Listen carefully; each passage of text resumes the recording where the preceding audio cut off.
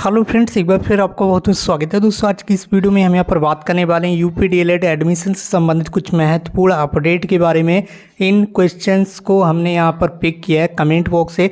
काफ़ी बड़ी संख्या में स्टूडेंट्स के लगातार कमेंट्स आते हैं, तो उसी जानकारी को हम वीडियो के माध्यम से आप तक पहुंचा देते हैं कि सेकेंड फेज में गवर्नमेंट यानी कि डैट कॉलेज मिल पाएगा क्या, 2,40,000 प्लस रैंक वालों की काउंसलिंग कब होगी और अलाउड किया गया कॉलेज आप किस तरह से चेंज कर सकते हैं, वो भी ऑनलाइन मोड में, और सबसे कम फीस में प्राइवेट कॉलेज आपको कैसे मिल पाएगा। अगर इन सभी बातों के बारे में जानना चाहते हैं तो मेरे साथ वीडियो में अंत तक बने रहिएगा। अगर आप चैनल पर नए हैं तो चैनल को सब्सक्राइब करके बेल आइकन जरूर प्रेस कर लीजिए और इस वीडियो को अपने अदर फ्रेंड्स के साथ भी ज़्यादा से ज़्यादा शेयर कर दीजिए। तो चलिए दोस्तों, आज की इस वीडियो को स्टार्ट कर ही देते हैं। तो सबसे पहले हम यहाँ पर बात कर लेते हैं सेकेंड फेज में गवर्नमेंट कॉलेज आपको मिल पाएगा या नहीं मिल पाएगा। तो निश्चित रूप से ये सच है कि सेकेंड फेज में भी गवर्नमेंट कॉलेज मिल पाएगा।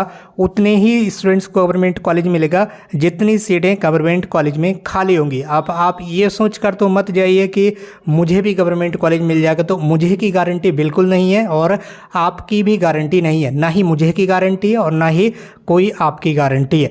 लेकिन जितनी सीटें खाली होंगी, हाँ, उन पर गवर्नमेंट कॉलेज में एडमिशन होगा। और किसका होगा ये सेकेंड फेज में भी पता चल जाएगा आपको। और उस समय जितनी भी सीटें खाली रहेंगी गवर्नमेंट कॉलेज में, उन पर उन स्टूडेंट्स का एडमिशन होगा जो काउंसलिंग कराएंगे सेकेंड फेज में। ठीक है, तो आप निश्चिंत रहिएगा, जिनका नंबर आएगा गवर्नमेंट कॉलेज में उनको एडमिशन मिल जाएगा। हो सकता है आपका भी नंबर आ सकता है अगर आपकी काउंसलिंग सेकेंड फेज के लिए है। ठीक है, तो अभी काफ़ी बड़ी संख्या में ऐसे स्टूडेंट्स हैं जिनको डायरेक्ट यानी कि गवर्नमेंट कॉलेज मिल चुका है। वो स्टूडेंट्स गवर्नमेंट कॉलेज में एडमिशन लेंगे ही नहीं, इसलिए वो सीटें क्या होंगी, सेकेंड फेज में खाली हो जाएंगी। फर्स्ट फेज में तो कुछ सीट खाली रहेगी नहीं, जितनी भी सीटें अलॉट की गई वो सेकेंड फेज में ही खाली होंगी। जितने स्टूडेंट्स एडमिशन छोड़ देंगे, कॉलेज में एडमिशन कन्फर्म नहीं कराएंगे, वो सारी गवर्नमेंट कॉलेज की सीटें जो है वो खाली हो जाएंगी। और प्राइवेट कॉलेज में भी अगर कोई स्टूडेंट एडमिशन नहीं लेता है, अलॉट की गई सीट पर अगर एडमिशन नहीं लेता फर्स्ट फेज में 15 अक्टूबर तक, तो प्राइवेट कॉलेज की सीट भी खाली होंगी।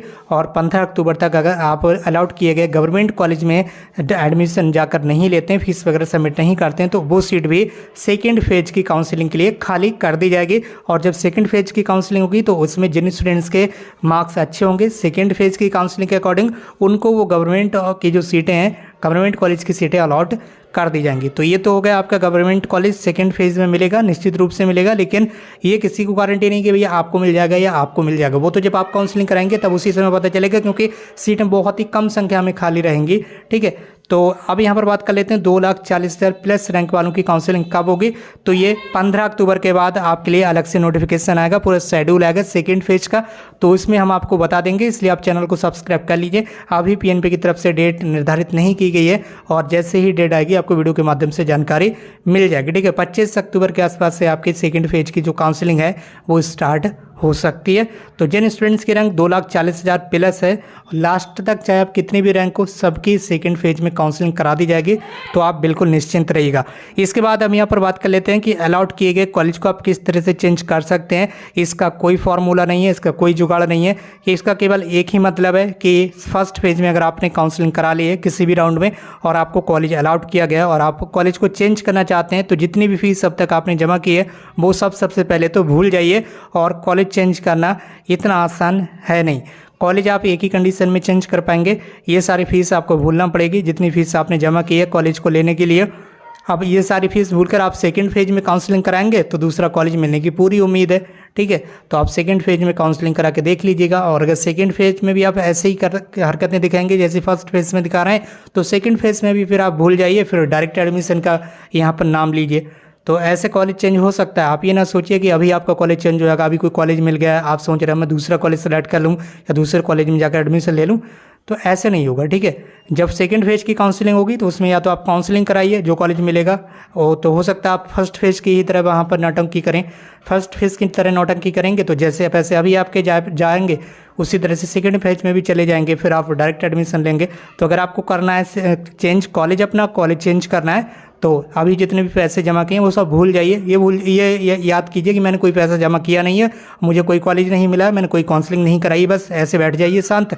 और सेकंड फेज में फिर किस्मत आजमाइए, उसमें मिलता है कॉलेज फिर लीजिए उसमें एडमिशन। उसमें भी अगर कॉलेज नहीं मिला तो फिर डायरेक्ट एडमिशन की आप तैयारी कीजिए सेकंड फेज के बाद, जब नवंबर में जाकर डायरेक्ट एडमिशन होंगे तब। ठीक है, तो अब इसके बाद बात कर लेते हैं कि सबसे कम फीस में कैसे पता चलेगा। तो इसका तो एक ही उपाय है कि आप कॉलेज में जाकर कांटेक्ट करें। प्राइवेट कॉलेज जो भी आपके आसपास में है, पड़ोस में, आपके ज़िले में जो भी प्राइवेट कॉलेज हैं, जहाँ जहाँ आपकी जान पहचान है, जहाँ जहाँ आप जा सकते हैं, वहाँ पर जाकर 2 4 3 5 कॉलेज में बात कर लीजिए। जहाँ पर सबसे कम आपको लगे कि इस कॉलेज में मुझे सबसे कम फीस बताई गई है, तो वहाँ पर उस कॉलेज को आप सबसे ऊपर सेलेक्ट कीजिए काउंसलिंग में, ठीक है। उसके बाद आप मान लीजिए 3 कॉलेज में गए, सबसे ज़्यादा एक कॉलेज में फीस बताई, उससे कम दूसरे कॉलेज में बताई, उससे कम तीसरे कॉलेज में बताई। तो इसी तरह से आपको काउंसलिंग में कॉलेज जो है वो सिलेक्ट कर लेना है। वही कॉलेज सबसे ज़्यादा फीस वाले को सबसे नीचे रखना है और सबसे कम फीस वाले को सबसे ऊपर काउंसलिंग में सिलेक्ट कर लेना है। इसके अलावा और कोई फार्मूला नहीं है। बाकी अगर आपके कोई जान पहचान का फ्रेंड्स, भाई बहन, जो कुछ भी हैं, रिश्तेदार वगैरह, उनसे जानकारी लेना चाहते हैं तो जानकारी ले सकते हैं। इसके अलावा और अगर आपके आसपास के फ्रेंड्स वगैरह कोई कॉलेज में पढ़ते हैं तो वहाँ से आप जानकारी ले सकते हैं कि सबसे कम फीस में कौन सा कॉलेज इस समय डीएलएड बीडीसी करा रहा है। फिलहाल इस समय तो सभी के भाव बढ़े हुए होंगे। इस समय आपको पता चल ही चुका है कि बीएड जो है प्राथमिक लेवल की शिक्षक भर्ती परीक्षा से बाहर कर दिया है सुप्रीम कोर्ट ने। तो इस वजह से डीएलएड कॉलेज वाले अभी थोड़ी अपनी मौज काटेंगे। बाकी आप चैनल को सब्सक्राइब करके बेल आइकन को प्रेस कर लीजिए। अगर आपका कोई क्वेश्चन है तो नीचे कमेंट बॉक्स में टाइप कर दीजिए। आज की इस वीडियो में बस इतना ही। मिलते हुए एक नई वीडियो में एक नई इन्फॉर्मेशन के साथ। Thank you so much for watching this video.